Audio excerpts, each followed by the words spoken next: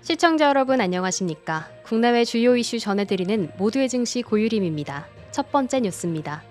현대자동차가 전기차 판매 부진으로 인해 또다시 생산 라인을 멈추기로 했습니다. 올 들어 벌써 네 번째 휴업입니다. 현대차는 23일 울산공장 1공장 12라인을 오는 25일부터 27일까지 사흘간 휴업한다고 밝혔습니다.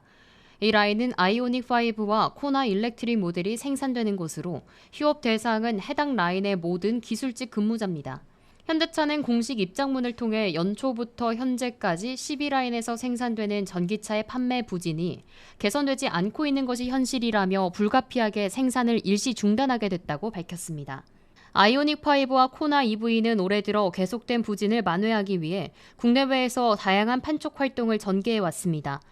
국내에서는 200만 원 기본 할인에 300만 원 슈퍼세이브 혜택과 차량 반납 시 100만 원 추가 지원까지 포함된 대규모 프로모션이 진행됐습니다. 해외에서도 무이자 금융 프로그램, 쿠폰 지급 등 다양한 마케팅 전략이 시도됐지만 수요 회복에는 뚜렷한 반전이 없었습니다. 이에 현대차는 지난 6월까지 생산을 유지하며 현장 혼란을 최소화하려고 했지만 결국 더 이상 수용 가능한 한계를 넘은 상황이라며 고육지책으로 휴업 결정을 내렸다고 설명했습니다. 올해 들어 아이오닉5와 코나 EV 생산 라인은 이번이 네 번째 가동 중단입니다. 앞서 2월 24일부터 28일, 4월 24일부터 30일, 그리고 5월 27일부터 30일까지도 같은 사유로 휴업이 단행된 바 있습니다. 업계에 따르면 현대차의 5월 전기차 판매량은 5,031대로 전월 대비 12.5% 줄었습니다. 전력 모델인 아이오닉5는 1,255대가 판매돼 13.9% 감소했고 코나 일렉트릭은 253대로 15.1% 줄었습니다. 전기차 시장 전반이 글로벌적으로 침체기를 겪고 있는 가운데 국내 대표 완성차 업체인 현대차의 향후 전략 수정 여부가 주목됩니다.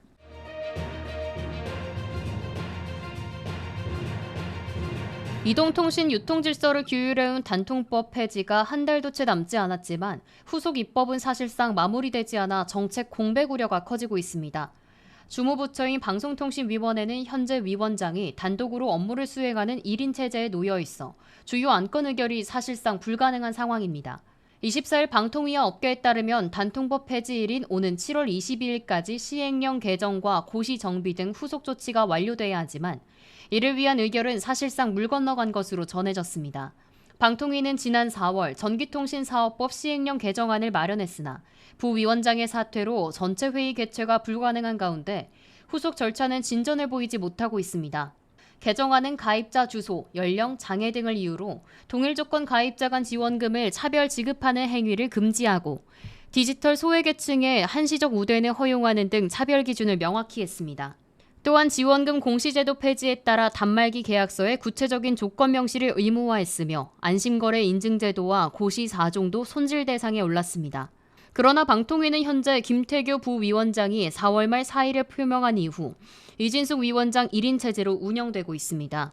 위원장이 단독으로는 회의 소집이나 의결을 할 수 없어 단통법 폐지 후 시행령 정비는 법적, 행정적으로 시한을 넘길 가능성이 커졌습니다. 이는 단통법 외에 다른 정책에도 영향을 미치고 있습니다. 이미 12월 31일 허가가 만료된 KBS 1TV, MBC TV, EBS 등 12개 지상파 방송사의 146개 채널 재허가가 반년 넘게 지연 중입니다. 사실상 무허가 상태로 방송이 이어지고 있는 상황입니다. 이외에도 8월 종료 예정인 미디어랩 제어가, 9월 도입되는 대량 문자 전송 자격 인증제 시행을 위한 입법, 인앱 결제 강제조사 결과 발표 등도 줄줄이 밀리고 있어 방통위의 기능 공백이 미치는 파장이 상당할 것으로 예상됩니다. 한편 방통위는 오는 26일 국정기획위원회에 다시 업무 보고를 할 예정입니다. 앞서 국정기획위는 지난 20일 방통위 보고에 대해 자료 준비도 부족했고 위원 질의에 무성의한 태도와 답변이 이어졌다고 강하게 질타한 바 있습니다.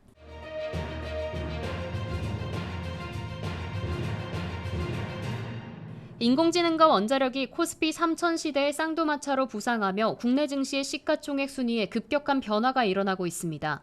24일 한국거래소에 따르면 네이버는 전날 대비 7.61% 오른 29만 원의 거래를 마쳤습니다. 장중한 때 29만 5천 원을 돌파하며 3년 만에 최고가를 경신했습니다. 시가총액 순위는 전거래일 7위에서 5위로 급등했습니다. 불과 열흘 전만 해도 시총 13위에 머물렀던 네이버는 지난 15일 자회사 네이버 클라우드의 하정우 AI 이노베이션 센터장이 초대 AI 수석으로 선임된 이후 급등세를 이어가고 있습니다. 정부가 AI 세계 3대 강국 진입을 목표로 산업 육성에 속도를 내며 시장은 네이버를 대표 AI 수혜주로 주목하고 있습니다. 네이버는 불과 일주일 만에 주가가 약 45% 급등했고 시총도 무려 8계단 뛰어오르며 전통적인 강자들을 앞질렀습니다. AI 테마주에 이어 원자력 관련 종목도 급등했습니다. 두산 에너빌리티는 이날 하루에만 13.95% 폭등하며 시총 순위가 6계단이나 올라 단숨에 6위에 올랐습니다. AI로 인한 전력 수요 폭증 전망 속에서 전 세계적으로 원전이 다시 주목받고 있다는 점이 주요 배경입니다. 원자력은 조선 방산에 이어 코스피 상승을 이끌 차기 주도 업종으로 평가받고 있으며 두산 에너빌리티는 그 중심에 서 있는 종목으로 꼽히고 있습니다. 반면 기존 상위 종목이었던 현대차는 연일 하락세를 면치 못하며 시총 8위로 내려앉았습니다. 한화 에어로스페이스에도 밀렸던 현대차는 이날 외국인과 기관이 각각 330억 원, 370억 원어치를 매도하며 2단계 더 하락했습니다. 같은 날 한화 에어로스페이스도 외국인과 기관의 동반 매도로 주가가 2.03% 떨어지며 시총 순위가 5위에서 7위로 밀렸습니다. 이처럼 AI와 원자력이 이끄는 새로운 테마가 증시를 장악하며 전통 강자들의 입지는 상대적으로 좁아지는 모습입니다. 코스피 3000이라는 역사적인 전환점에서 시장의 흐름이 완전히 달라졌다는 평가가 나옵니다.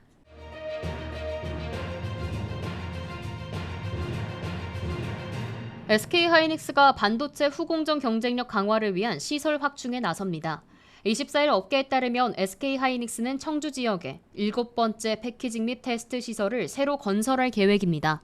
이를 위해 과거 매입한 청주 LG 2공장 부지의 기존 건물을 철거할 계획이며 철거 작업은 오는 9월까지 완료될 예정입니다. 이번 신규 PNT 시설은 SK하이닉스의 이천, 청주 등 기존 후공정 라인에 이은 7번째로 착공 시점이나 구체적 용도는 아직 확정되지 않았지만 테스트 팹으로 활용될 가능성이 큰 것으로 알려졌습니다.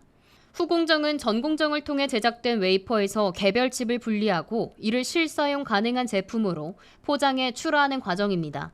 최근에는 전공정 미세화 한계로 인해 후공정, 특히 패키징 기술의 중요성이 급부상하고 있습니다. 특히 SK하이닉스가 세계 시장을 선도하고 있는 고대역폭 메모리의 경우 여러 층의 D램을 적층하는 구조로 인해 발열, 휨, 접합 신뢰성 등 고난도 패키징 기술이 필수적입니다. 업계에서는 이번 청주 PNT7 시설이 향후 HBM 및 AI 반도체 후공정에 큰 역할을 할 것으로 보고 있습니다. SK하이닉스 관계자는 후공정의 중요성이 점점 커지고 있는 만큼 시설을 확대해 경쟁력을 높이려는 차원이라고 설명했습니다. SK하이닉스는 글로벌 메모리 시장을 주도하고 있는 기업으로 최근 엔비디아 등 주요 AI 반도체 수요 확대와 맞물려 HBM 생산 능력을 지속 확대하고 있습니다.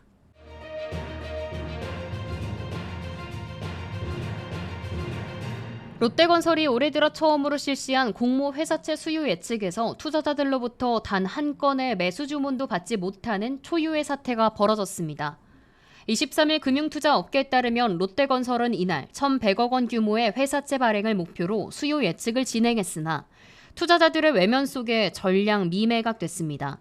공모 희망금리는 1년물 기준 연 5.4%에서 5.7%, 1.5년물은 5.6%에서 5.9%로 비교적 높은 수준이었음에도 불구하고 단 한 건의 주문조차 접수되지 않았습니다. 업계 관계자는 물량이 많아 추후 청약으로 참여할 수 있을 것이라는 기대 심리가 있었던 것으로 보인다고 설명했지만 시장에서는 이번 미매각 사태가 롯데건설의 신뢰도 저하를 보여주는 신호탄이 될 수 있다는 우려가 커지고 있습니다.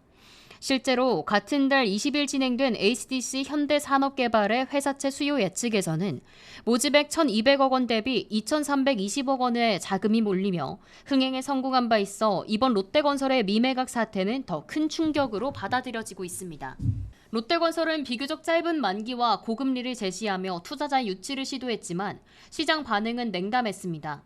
이는 건설업 전반의 침체와 함께 부동산 프로젝트 파이낸싱 부실에 대한 불안감이 여전히 건설채 그림자를 드리우고 있다는 분석입니다. 이번 회사채 발행은 오는 30일 예정되어 있으며 수요 예측이 실패한 만큼 전량을 주관사인 한국투자증권, NH투자증권, KB증권, 미래에셋증권, 키움증권 등이 인수하게 됩니다. 롯데건설은 이번 자금을 전단체 및 기업 어음 등 단기채 차환에 사용할 계획이며 이달 중에는 1,650억 원 규모의 사모채 만기도 도래할 예정입니다. 한편 롯데건설은 지난해에도 공모회사채 수요 예측에서 일부 물량이 미매각되는 등 자금 조달에 어려움을 겪은 바 있습니다. 전문가들은 이번 전량 미매각 사태가 건설업 전반에 대한 투자자 신뢰 회복이 여전히 요원하다는 사실을 보여주는 상징적인 사례라고 지적하고 있습니다.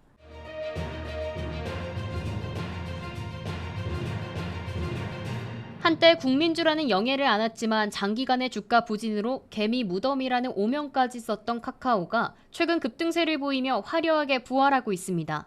1년 4개월 만에 6카오, 즉 6만 원대 주가를 회복하더니 이제는 7카오를 눈앞에 두고 있다는 평가까지 나옵니다. AI 투자 확대와 정부 정책 기대감 등이 복합적으로 작용했다는 분석입니다. 카카오 주가가 심상치 않습니다. 1년 4개월 만에 6만 원대를 돌파하더니 하루 만에 6만 6,600원까지 상승하며 연고점을 경신했습니다.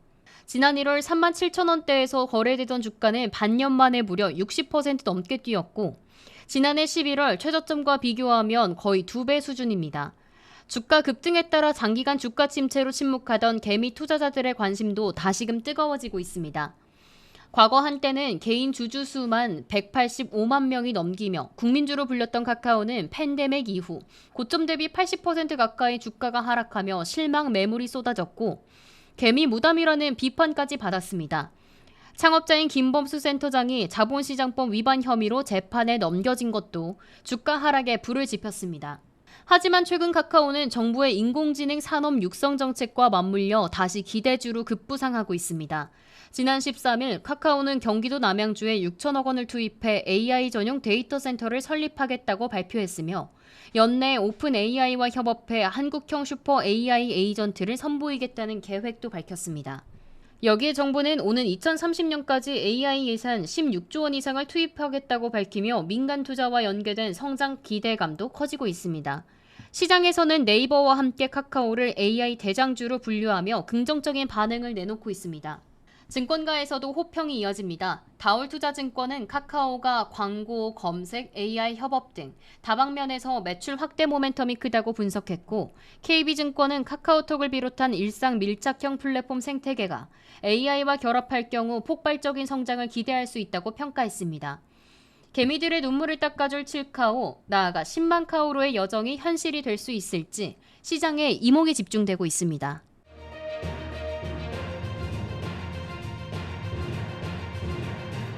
정부가 지역경제 활성화를 목표로 지역화폐 월 구매 한도를 기존 70만 원에서 최대 200만 원까지 대폭 상향합니다.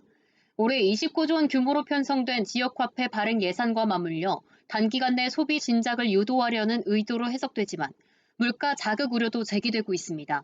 서울경제신문 단독 보도에 따르면 행정안전부는 최근 지역화폐 운영지침 개정안을 확인하고 구매 한도를 기존 월 70만 원에서 최대 200만 원까지 허용하기로 했습니다. 지자체별로 자율적으로 결정할 수 있도록 했지만 전체적인 방향은 돈 쓸 여력이 있는 소비자에게 더 많은 소비 기회를 주자는 것입니다. 행안부 고위 관계자는 국내 간편결제 한도가 200만 원이라는 점이 반영됐다고 밝혔습니다. 올해 두 차례 추경을 거치며 지역화폐 발행 규모는 29조 원에 달하게 됩니다. 여기에 구매 한도 완화까지 더해지며 단기간 내 내수 경기 부양을 노리는 셈입니다. 다만 부작용 우려도 나옵니다. 우선 지류형 상품권은 현금화 우려 등으로 한도 상향 대상에서 제외됐고 보유 한도도 기존 150만 원에서 200만 원으로 조정됐습니다. 또한 현재 연매출 30억 원 초과 사업장에서 지역화폐 사용이 제한되고 있는 부분도 지역 특성에 따라 완화됩니다. 농촌 등 대형마트가 사실상 유일한 소비처인 면 단위 지역에선 농협 하나로 마트 등도 예외적으로 사용 가능해집니다. 하지만 지역화폐는 결국 기존 소비를 대체할 뿐 추가 소비를 만들지 못한다는 지적도 있습니다. 김상봉 한성대 교수는 일부 고소득층 소비자들이 지역화폐를 영어 유치원이나 골프 용품 등 특정 업종에 집중적으로 쓰는 풍선 효과도 우려된다고 강조했습니다. 이번 대책은 지역경제 활성화를 넘어 전국 단위 소비 부양책으로 확대되는 양상입니다. 그러나 실질 소비 확대보다 부작용이 클 경우 정책 신뢰도에 타격을 줄 수 있어 지자체의 세심한 운영과 부정사용 방지책 마련이 요구됩니다.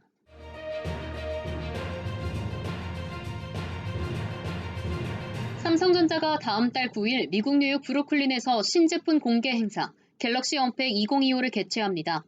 삼성전자는 24일 글로벌 미디어와 파트너사에 보낸 초대장을 통해 이 같은 사실을 밝혔습니다. 이번 행사의 주제는 울트라 경험을 펼칠 준비가 됐다로 행사 기간은 현지 기준 오전 10시, 한국 시간으로 같은 날 오후 11시입니다. 삼성전자는 그동안 상반기 언팩에서는 갤럭시 S 시리즈를, 하반기에는 Z 플립과 Z 폴드 시리즈 등 폴더블 폰을 공개해왔습니다. 이번 언팩에서는 차세대 폴더블 폰인 갤럭시 Z 플립 7과 Z 폴드 7, 그리고 스마트워치 신제품이 공개될 것으로 예상됩니다. 함께 공개된 티저 영상에서는 두 대의 폴더블 폰이 겹쳐 빛을 내다가 하나의 기기로 변하며 화면이 펼쳐지는 장면이 등장해 플래그십 제품인 울트라의 성능이 Z 폴드 신제품의 대화면에서도 구현된다는 점을 시사했습니다. 삼성전자는 스마트폰은 이제 단순한 기능의 도구를 넘어 사용자의 의도를 이해하고 실시간 반응하는 일상의 동반자로 진화하고 있다며 AI가 인터페이스가 되어 사용자의 다음 행동까지 예측하는 새로운 경험이 시작되고 있다고 강조했습니다. 업계와 외신에 따르면 Z 폴드 7을 펼쳤을 때 8.2인치 디스플레이에 두께 3.9mm, 안드로이드 16 운영체제가 적용될 것으로 예상됩니다. Z 플립 7은 6.85인치 메인 디스플레이와 두께 0.9mm, 안드로이드 15 기반 원 UI8이 탑재될 것으로 보입니다. 특히 국내외용 Z 플립 7 일부 모델에서는 삼성의 자체 애플리케이션 프로세서인 엑시노스 2500이 적용될 가능성도 제기됐습니다. 다만 이 같은 사양은 실제 공개 시점까지 변동될 수 있습니다. 한편 삼성전자가 뉴욕에서 언팩 행사를 여는 것은 지난 2022년 갤럭시 Z 플립 4, 폴드 4 이후 3년 만입니다.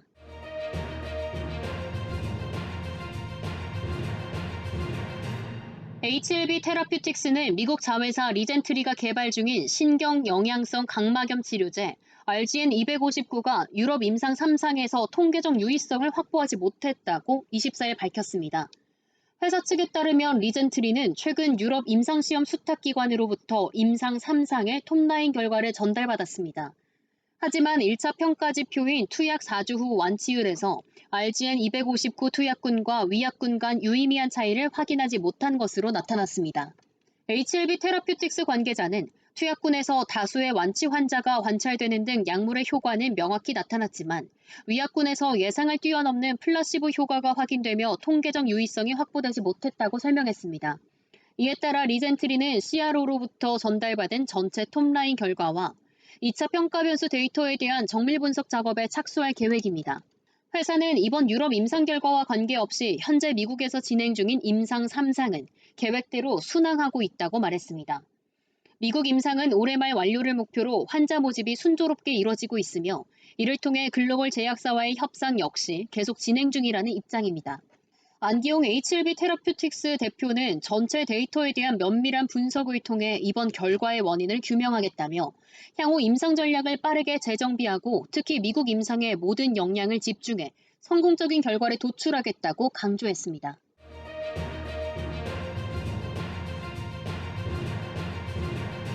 미국의 중동 공습과 반도체 장비 공급 제한 같은 대외 악재에도 불구하고 국내 개인 투자자들이 국내 증시의 핵심 종목인 삼성전자 주식을 하루 만에 3천억 원 넘게 사들였습니다. 24일 한국거래소에 따르면 코스피 지수가 하락한 23일 개인 투자자들이 총 1조 3,800억 원 규모의 순매수에 나서며 지수 방어에 나섰습니다. 이 가운데 개인이 가장 많이 사들인 종목은 단연 삼성전자였습니다. 한국거래소에 따르면 개인은 전날 삼성전자 주식 3,202억 원어치를 순매수했습니다. 이어 네이버 2,370억 원, 카카오 1,320억 원, 한화에어로스페이스 887억 원 순으로 매수가 이어졌습니다. 삼성전자의 주가는 이날 2.52% 하락한 5만 8천 원의 거래를 마쳤습니다. 이는 코스피 하락률 0.24%를 크게 웃도는 낙폭입니다. 반면 경쟁사 SK하이닉스는 오후 들어 상승 반전하며 0.97% 오른 25만 9천 원으로 마감했습니다. 주가가 약세를 보이는 상황에서도 개인 투자자들이 삼성전자 매수에 나선 배경에는 반도체 업황 회복 기대가 있습니다. 글로벌 투자은행 시티그룹은 최근 보고서에서 디램 가격이 2분기에만 5% 상승했다고 분석했습니다. 이는 기존 예상치보다 3%포인트 높은 수치입니다. 시티는 디램 가격 상승이 3분기 5%, 4분기에도 3%가량 이어지며 연간으로는 약 14% 상승할 것으로 전망했습니다. 가격 상승의 배경에는 중국 정부의 소비재 교체 지원 정책과 일부 업체의 감산 움직임이 자리하고 있습니다. HBM에 대한 기대도 매수 심리를 지지합니다. CT는 HBM이 일반 D램 대비 6배에 달하는 고가 제품으로 마진율은 70%에 달한다고 설명했습니다. 삼성전자는 내년 상반기 HBM 시장에 본격 진입할 것으로 전망되며 이는 실적 반등의 중요한 분기점이 될 것으로 보고 있습니다. 아울러 삼성전자의 주주 환원 정책도 투자 매력으로 부각되고 있습니다. 지난해 주가 4만 원대까지 하락했을 때 삼성전자는 10조 원 규모의 자사주를 매입했고 상당 부분을 소각까지 마쳤습니다.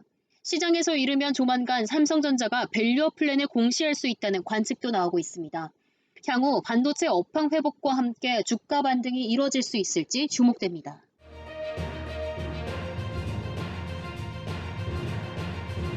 도널드 트럼프 미국 대통령이 이스라엘과 이란 간의 무력 충돌과 관련해서 양국이 완전하고 전면적인 휴전에 합의했다고 밝혔습니다. 트럼프 대통령은 23일 자신의 SNS인 트루스 소셜을 통해 양측이 완전한 합의에 도달했으며 작전은 중단되고 휴전이 시작된다고 전했습니다. 트럼프 대통령에 따르면 이란이 먼저 휴전에 들어간 뒤 12시간 후에 이스라엘도 휴전에 돌입하며 총 24시간이 경과한 시점에 전쟁은 공식적으로 종료될 예정입니다.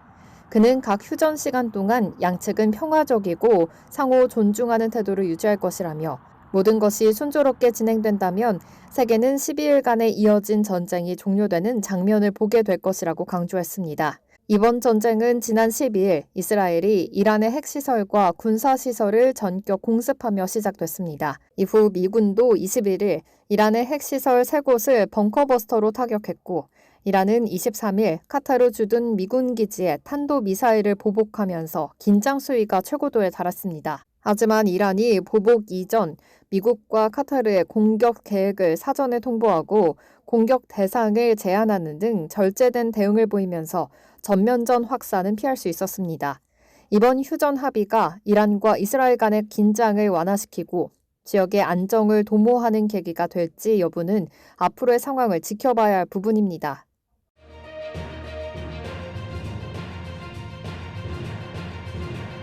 영국 정부가 한국 차세대 전투기 KF-21 보람의 엔진 개발 파트너가 되기 위한 로비에 본격적으로 나선 것으로 확인됐습니다. 영국의 유력 일간지 파이낸셜 타임즈는 22일 유럽 정부가 자국의 방산 기업인 롤스로이스를 앞세워 한국 측에 공동 엔진 개발을 제안했다고 보도했습니다. 현재 KF-21에는 미국 제너럴 일렉트릭의 엔진이 탑재돼 있으며 이로 인해 UAE, 인도네시아 등 수출국에 대한 미국의 수출 통제가 잠재적인 리스크로 지목되고 있습니다. 이에 한국은 2030년대 중반 KF-21 양산을 목표로 새로운 엔진 개발을 추진 중에 있으며 영국 정부는 롤스로이스가 공동 개발 파트너로 참여해 리스크를 줄이고 일정을 앞당기자는 입장입니다. 실제로 영국은 KF-21의 탈출 좌석, 미사일 시스템 등 다수의 방산 부품을 이미 공급하고 있으며 하나 시스템 역시 BAE 시스템즈와 위성망 구축 협력 MOU를 체결하는 등 영국과의 방산 협력은 확대되는 추세입니다. 하지만 한국 정부가 미국의 무역 적자 해소 요구에 부응하고 있고 하나도 미 해군과의 수주전이 진행 중인 만큼 GE와의 기존 협력 관계를 쉽게 끊기 어려운 현실적인 제약도 있습니다. 한국방위상업청은 외국 업체와의 공동개발 여부와 파트너 선정은 아직 결정되지 않았다고 밝혔습니다.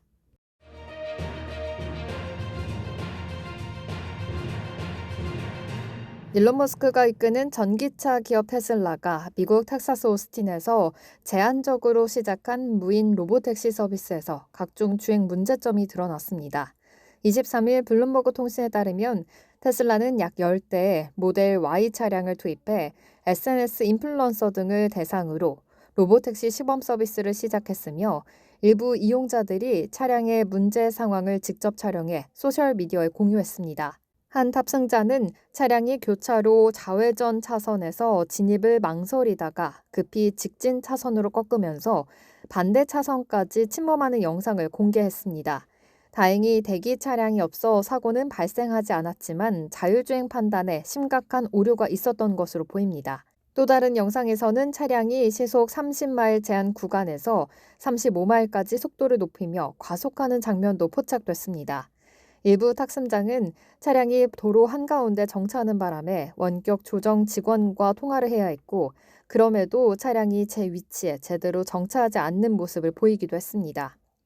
이 같은 논란에도 오스틴 시는 공식적으로 보도된 안전사고는 없다고 밝혔으며, 미국 도로교통안전국은 테슬라의 로보택시의 저가식성 환경 대응 방안을 요구했지만 테슬라는 기업 비밀을 이유로 거부했습니다. 한편 테슬라는 과거에도 완전 자율주행 중 보행자 사망사고 등이 제기돼 안전성 논란에 휩싸인 바가 있습니다.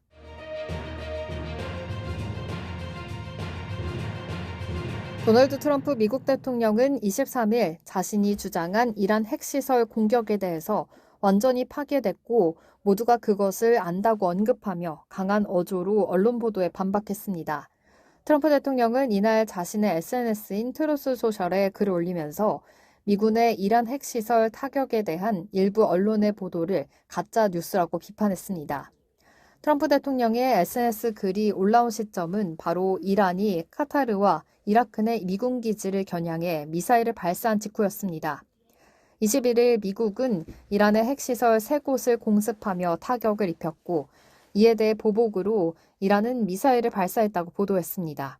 이란의 보복 공격은 카타르와 이라크에 주둔 중인 미군 기지를 대상으로 했으며, 이는 이란의 핵시설에 대한 미군의 공격에 대한 명백한 응징으로 해석됩니다.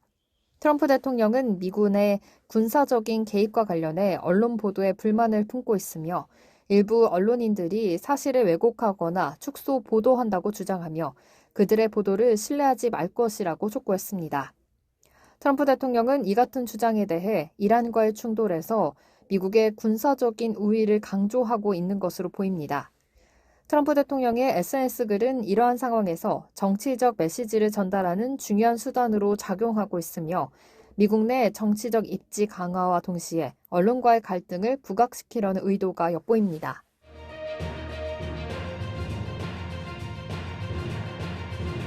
현대자동차가 하반기 기술인재 공개 채용에 나섭니다.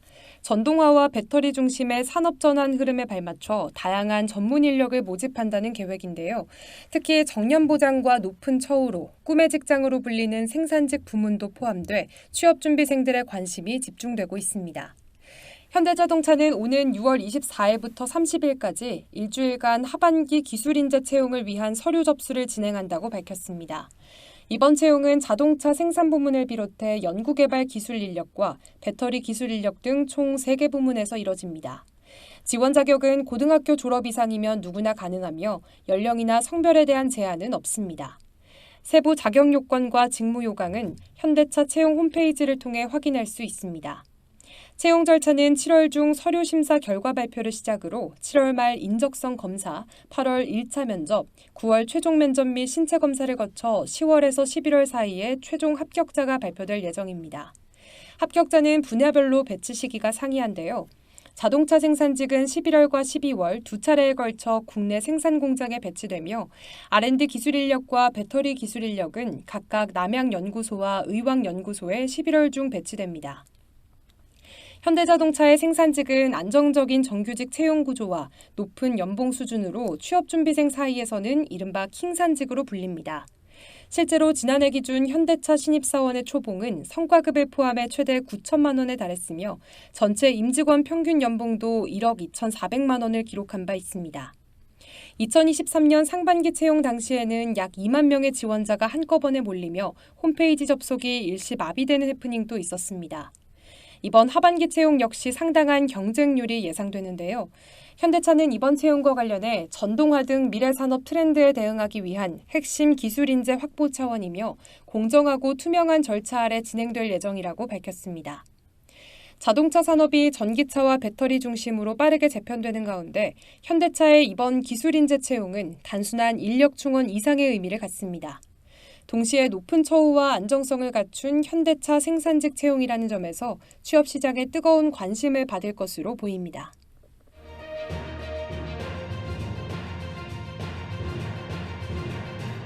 한국인들이 가장 자주 찾는 음료, 바로 아이스 아메리카노입니다. 일과 시작 전 한 잔, 점심 후 한 잔, 회의 중에서도 손에서 놓지 않는 이 커피. 하지만 이제는 이렇게 말하는 이들이 많습니다. 이제 1,500원 아메리카노는 못 찾겠다. 업계에 따르면 저가 커피 프랜차이즈 3대장 백다방과 메가커피, 더벤티가 줄줄이 가격을 인상했습니다. 백다방은 지난달 핫 아메리카노 가격을 1,500원에서 1,700원으로 13% 넘게 인상했고, 메가커피도 지난 4월 같은 폭의 인상을 단행했습니다. 대표 메뉴인 메가리카노는 3,300원으로 올라섰고, 더벤티 역시 벤티 사이즈 아이스 아메리카노를 2,000원으로 조정했습니다. 프랜차이즈 본사들은 가격 인상 배경으로 국제 원두 시세 폭등과 고환율, 전기료 인건비 상승 등을 꼽고 있습니다. 실제 2025년 5월 기준 아라비카 원두 가격은 1kg당 약 12,000원 수준, 2년 전보다 무려 70% 이상 오른 가격입니다. 소비자들은 말합니다. 아메리카노 한 잔이 이젠 더 이상 가벼운 선택이 아니다. 그도 그럴 것이 질병관리청에 따르면 한국인의 하루 평균 음료 섭취량은 274g, 4년 새 20% 넘게 증가했고 30대는 하루 평균 2잔 이상 커피를 마십니다. 가장 인기 있는 음료는 단연 무가당 커피, 즉 아메리카노인데요. 소비자는 이 가격 인상을 납득할 수 있을까? 가격 인상은 불가피했을지 모르지만 그에 걸맞은 품질과 서비스의 개선, 그리고 새로운 브랜드 전략이 없다면 저가 커피의 강점은 점점 희미해질지도 모릅니다.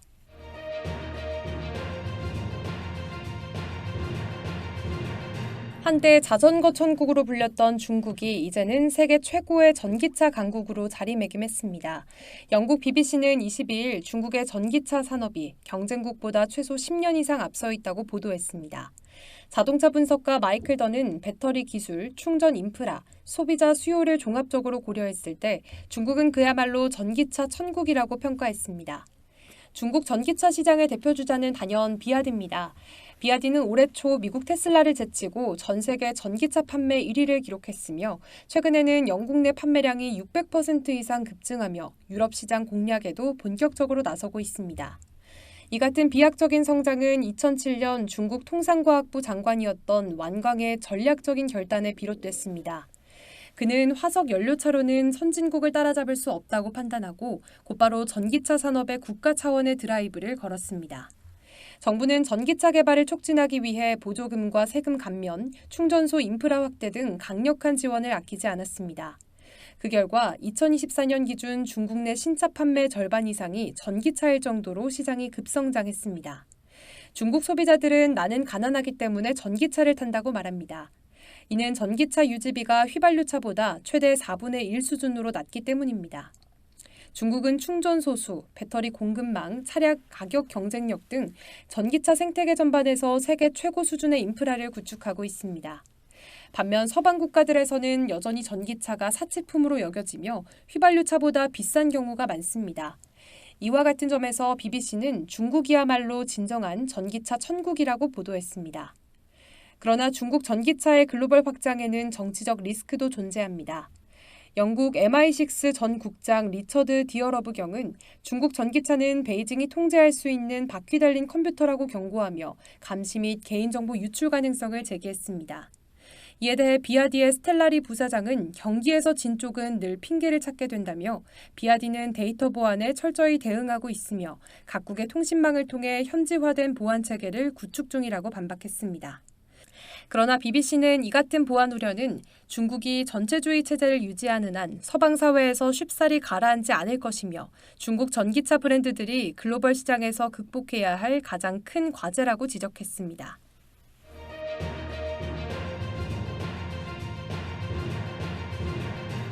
현대자동차와 기아가 올해 2분기에도 사상 최대의 분기 매출을 올릴 것으로 전망되고 있습니다.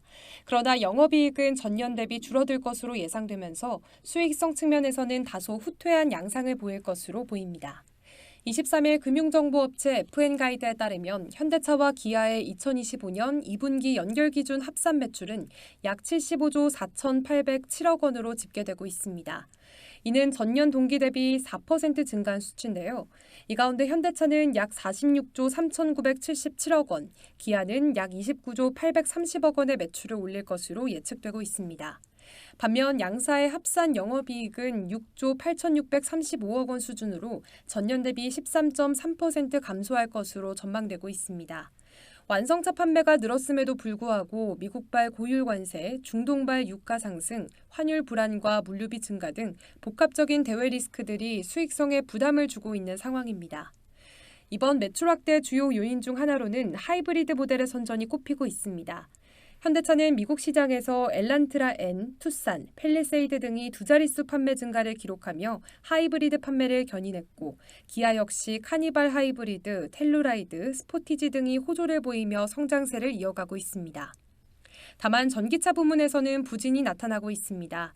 아이오닉 5, 6, EV6, EV3 등의 주요 모델 등록 대수는 전월 대비 정체되거나 감소한 것으로 파악되고 있습니다. 수익성 악화의 가장 큰 요인으로는 미국 정부의 고율 관세가 지목되고 있는데요. 미국은 수입차 및 부품에 25%의 관세를 부과하고 있으며 현대차 그룹은 이로 인해 연간 최대 5조 원의 수익 타격을 입을 수 있다는 전망이 나오고 있습니다. 여기에 호르무즈 해협 긴장, 중동발 유가 상승, 환율 변동성, 물류비 상승 등이 겹치면서 원가 부담이 가중되고 있는 것으로 분석되고 있습니다.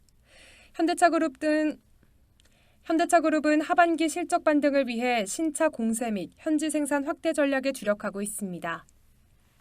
현대차는 아이오닉 6 부분 변경 모델, 고성능 전기차 아이오닉 6N, 차세대 전기차 현대차는 아이오닉 6 부분 변경 모델, 고성능 전기차 아이오닉 6N, 차세대 수소전기차 넥소 등을 선보일 계획이며 기아는 EV5, EV4, 상업용 전기차 PV5 등을 출시하며 라인업을 강화할 방침입니다. 또한 미국 조지아주 메타플랜트 아메리카, 엘라베마 공장, 기아 멕시코 공장 등 주요 글로벌 거점의 생산 능력을 확대함으로써 관세 회피와 물류비 절감, 현지 수요 대응까지 함께 노리고 있습니다. 업계 관계자는 올해 2분기에는 지정학적 불확실성과 정책 리스크가 수익성에 부담을 줬다면서 하지만 하반기에는 신차 효과와 글로벌 생산 다변화 전략을 통해 점진적인 회복이 가능할 것으로 기대된다고 말했습니다. 이어 하이브리드와 상업용 전기차의 비중 확대가 관세 충격을 완화하는 데에도 도움이 될 것이라고 덧붙였습니다.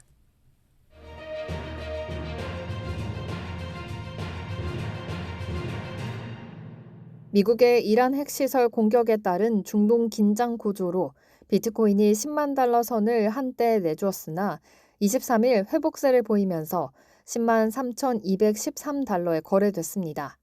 미 가상화폐 거래소 코인베이스에 따르면 이날 오후 4시 22분 기준 비트코인은 4.10% 상승하며 10만 3,213달러에 거래되고 있습니다.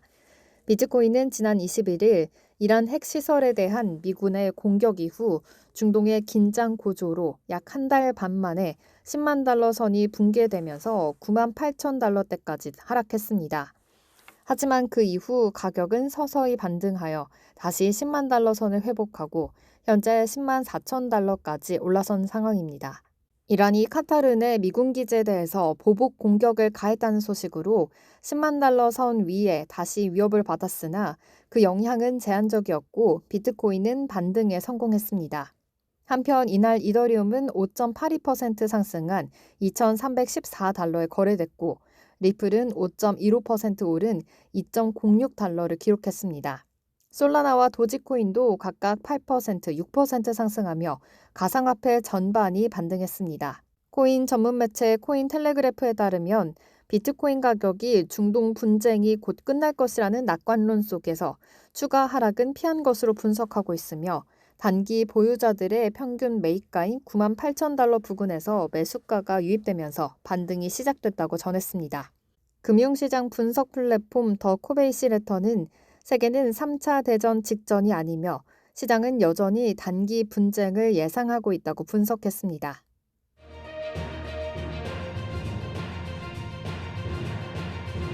도지코인이 최근 급락세를 이어가고 있는 가운데 암호화폐 분석가 케빈은 진짜 하락은 아직 오지 않았다고 경고하며 향후 가격 하락 가능성을 제시했습니다. 23일 암호화폐 전문 매체 뉴스 BTC에 따르면 케빈은 도지코인의 차트상 헤드앤숄더 패턴이 거의 완성 단계에 이르렀으며 기술적으로 0.119달러 수준까지 하락할 여지가 있다고 분석했습니다. 이 가격대는 0.786 피보나치 되돌림 구간과 겹치면서 현재 도지코인 차트에서 중요한 지지 구간으로 평가됩니다. 케빈은 0.1434달러에서 0.1265달러 사이를 절대적으로 지켜야 할 구간으로 언급하면서 이 구간을 하향 돌파할 경우 매크로 차원의 약세 전환이 현실화될 수 있다고 경고했습니다. 기술 지표 이외에도 케빈은 주간 200일 단순 이동평균 및 지수 이동평균 장기 하락 추세선 0.382 피보나치 회복선을 종합적으로 고려하며 비트코인이 매우 취약한 기술적인 구조에 놓여 있다고 분석했습니다. 더 큰 문제는 비트코인만의 문제가 아니라는 점입니다. 케빈은 2025년을 2022년 이후 알트코인 시장의 최악의 해로 평가하며 비트코인 점유율 상승과 지속되는 긴축 통화 정책이 알트코인 전반에 하방 압력을 가하고 있다고 설명했습니다. 그는 QT가 종료되고 기준금리가 하향되지 않는 한 진정한 알트 시즌은 오지 않는다고 단언했습니다. 비트코인과 이더리움 역시 10만 6,800달러 그리고 2,700에서 2,800달러를 돌파하지 못한다면 시장 전반이 위험에 처해 있다는 케빈의 진단이 이어졌습니다. 도지코인도 이 구조 내에서 움직이고 있기 때문에 향후 몇 주간 0.1265달러 지지 여부가 향후 가격 향방을 가를 결정적인 요인이 될 전망입니다.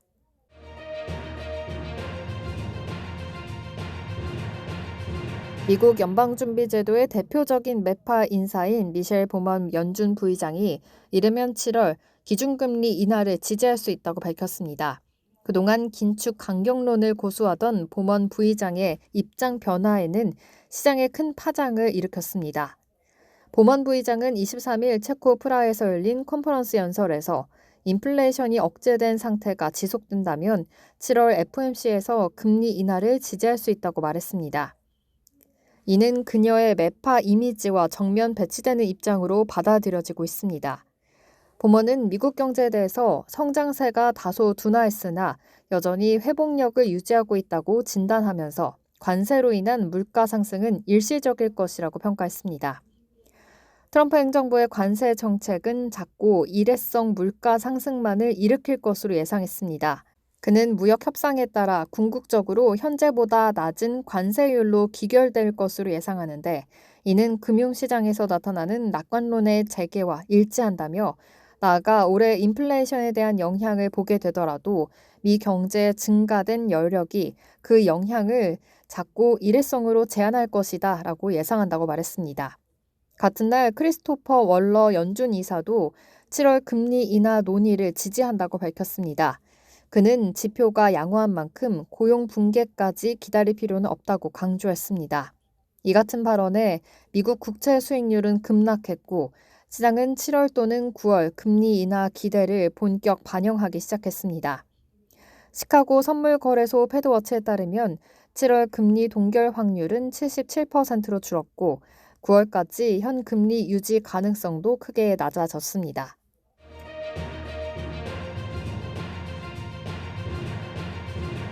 국내 반도체 장비 업체인 한미반도체가 중국의 대표 메모리 반도체 기업인 창신메모리에 자사의 핵심 장비인 TC본더를 납품한 사실이 확인됐습니다. 이 장비는 차세대 고대역폭 메모리 HBM을 생산하는 데 필수적인 공정 장비로 미국의 대중 반도체 제재 기조와는 충돌될 가능성이 있어 향후 외교 산업계의 파장이 예상됩니다. 반도체 업계에 따르면 한미반도체는 지난해 CXMT에 TC본더 장비 여러 대를 공급한 것으로 확인됐습니다. 현재 창신메모리는 해당 장비를 시험 운용 중이며 아직 추가 발주는 없는 것으로 알려졌습니다. TC본더는 D램을 수직으로 적층해 HBM을 제조할 때 열과 압력을 가해 고정시키는 장비로 고성능 AI 서버와 GPU 시장의 핵심 부품인 HBM 생산에 필수적입니다. 업계에서는 이번 수출이 SK하이닉스의 공급처 다변화에 대한 맞대응으로 보고 있습니다. SK하이닉스는 작년부터 하나세미텍으로부터 TC본더를 공급받기 시작했으며 올해 들어 한미 반도체보다 더 많은 장비를 한화 측에서 들여온 것으로 알려졌습니다. 이에 따라 한미반도체는 올해 4월 SK하이닉스에 파견했던 엔지니어들을 철수시키는 등 불만을 표출하기도 했습니다. 한편 CXMT는 기존 D램 중심의 사업에서 벗어나 HBM 라인 구축을 본격화하고 있습니다. 현재 베이징과 허페이에 신설 중인 팹에 HBM 생산 시설을 포함시키고 있으며 이 과정에서 TC본더 도입을 서두른 것으로 보입니다. 그러나 이번 납품을 두고 기술 유출에 대한 우려도 제기됩니다. TC본더는 국내 특허 기술이 집약된 정밀 장비로 중국 업체가 이를 토대로 유사 장비를 복제할 가능성을 경계해야 한다는 목소리도 나옵니다. 특히 중국은 장비 수입 후 유사 장비를 자체 개발해내는 사례가 빈번한 만큼 중장기적으로는 경쟁 리스크로 이어질 수 있습니다. 더 큰 문제는 미국의 반도체 수출 규제와의 충돌 가능성입니다. 미국 정부는 이미 HBM을 포함한 첨단 반도체 대중국 수출을 규제하고 있으며 수출 금지 장비 리스트도 꾸준히 확대하고 있습니다. 현재 TC본더는 규제 품목은 아니지만 이 장비가 중국의 HBM 생산에 기여한 정황이 부각될 경우 추가 규제 대상이 될 수 있다는 지적도 나오고 있습니다. 기술 경쟁과 외교 안보가 겹치는 반도체 산업의 특성상 한미 반도체의 이번 수출은 단순한 매출 확대 그 이상으로 해석되고 있습니다. 당장의 실익과 중장기적 기술 주권 그리고 미중 기술 패권 사이에서 어느 지점에 균형을 맞출 수 있을지 기업과 정부 간 모두의 전략적 판단이 요구되는 시점입니다.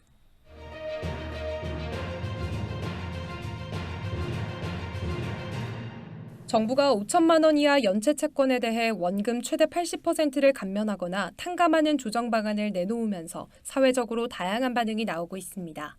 이재명 정부는 내년부터 채무조정 프로그램을 본격 가동해 장기 연체자 113만여 명이 안고 있는 총 16조 4천억 원 규모의 부실 채권을 조정하거나 아예 소각하는 방식으로 채무 부담을 덜어주겠다는 구상입니다.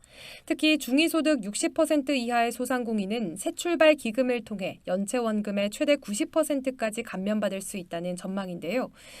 정부는 이 같은 대규모 조치의 배경으로 경기 침체의 장기화와 취약계층 채무자의 급증을 들고 있습니다. 실제 한국은행에 따르면 국내 취약차주 수는 2022년 말 기준 178만 명에서 올해 1분기 말 188만 명으로 증가세를 이어가고 있습니다.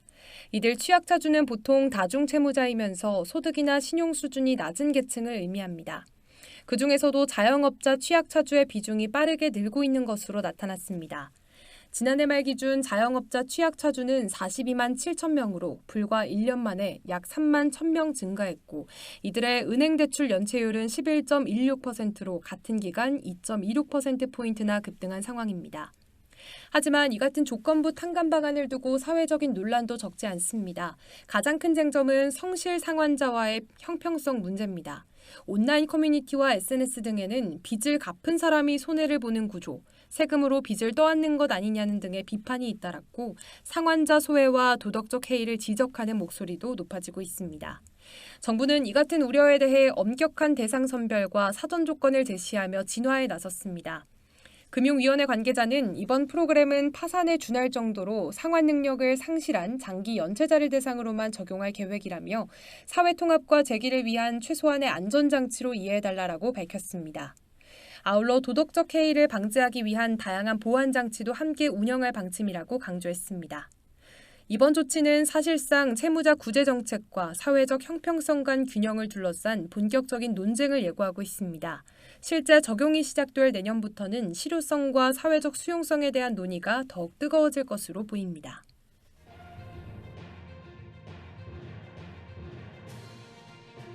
이상으로 모두의 증시 마칩니다. 본 방송에서 제공해드리는 정보는 투자 판단에 대한 조언일 뿐 해당 자산의 가치와 상승을 보장하지 않습니다. 시청해주신 여러분 고맙습니다.